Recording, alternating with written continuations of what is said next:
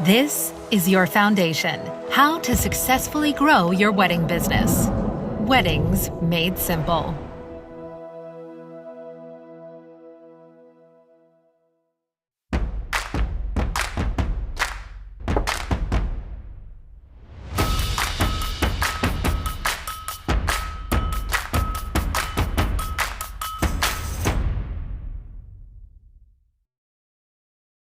Clay founded Reverent Wedding Films on one of the core principles being to engage emotion. Clay, can you explain why you did that? Yeah, absolutely.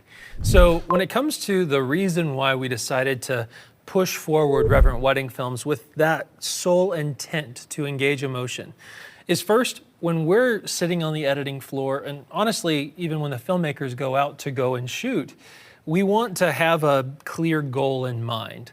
If we're not crying, then it's not done. So emotional engagement, in my opinion, separates film from video. I mean, there's videographers out there, and in my opinion, we have filmmakers on the wedding film team because there's a difference between a wedding video and a wedding film. A wedding video is that reality TV genre. And a wedding film is something that is heightening the reality, that is making a story come to life that may not have even been present on the wedding day, but it certainly was present in the hearts of those people that were there on the wedding day. Because obviously there's stress and there's a lot of things that happen on a wedding day that may not want to be remembered. And so there's a difference between documenting an event and handing over that raw footage versus capturing key moments with intent and threading them all together using the sensational elements of sight and sound that are all captured on the wedding day, all for the purpose of enthralling your audience and giving them a chance to connect with characters they had no prior experience with.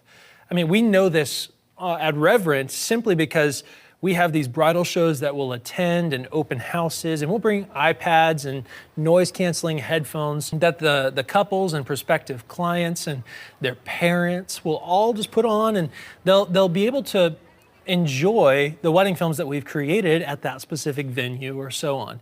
And we literally have to keep a tissue box out because it seems like every single time a couple watches a stranger's film, they're weeping. They're literally weeping.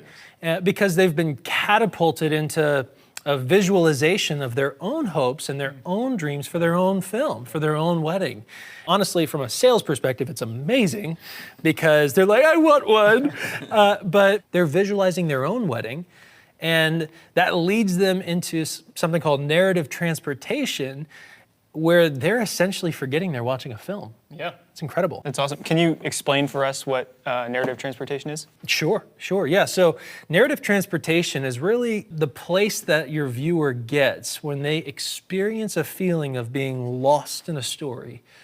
They're essentially disconnecting from reality and engaging in another world entirely. And that's really what narrative transportation is. Yeah, and I think we've all experienced that. You know, we're watching our favorite movie, we're watching our favorite TV show, you know, these seasons that go on for, you know, like 10 seasons, and you're just totally invested in the characters, and you're like, I have to know what happens next. Yeah. That's what we're trying to evoke as we create wedding films. We want our audience to get lost in them.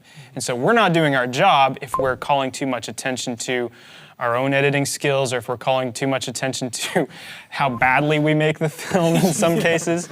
So we want them to connect with the bride and the groom, as Clay was saying, in narrative transportation, where they visualize their own hopes and dreams. And honestly, that's what we do with our favorite movies. On a film side and a film perspective, just the narrative transportation is a beautiful thing that you get to create on the day of. And part of that creation comes from the way that, of course, you edit it and the way that you film it for the edit. So if you're going to film scenes, make sure that you film wides as well as close-ups, because you want to put the viewer in a spot. You want to put the viewer in a landscape. They want to be able to see where they're at. That's why we have exterior shots. That's why we have drone shots. But that's also why we have closer shots, emotional shots. That's why we have shots about plates, you know, and detail shots. It's because you feel like you're almost at the table then, and you know what it was like to eat there. You see the outside of the building, and now when it cuts inside the building, you're picturing yourself inside that building that you just saw. If you've ever watched a film that cuts to a lot of tight angles, you know, a lot of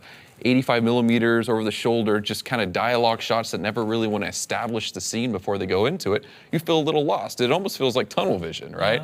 And you don't really get transported anywhere other into just a scene with a bunch of talking, and that's really not that fun. That's really not that engaging. That's confusing. It's It takes you out of the story. Exactly. We want to make sure we aid the editor and we give him the appropriate content so that he can do that most effectively. And one of the ways we want to do that is make sure that we're not capturing other shooters, make sure we're not capturing other things that could bring you out of that element. Yeah, and the same thing in the editing floor. We want to make sure if we do have a shot of the photographer or a shot of other vendors or things that don't serve the story, we don't want to include that. And which, I mean, that leads perfectly into our last example, into our last principle, that is, which is to serve the couple.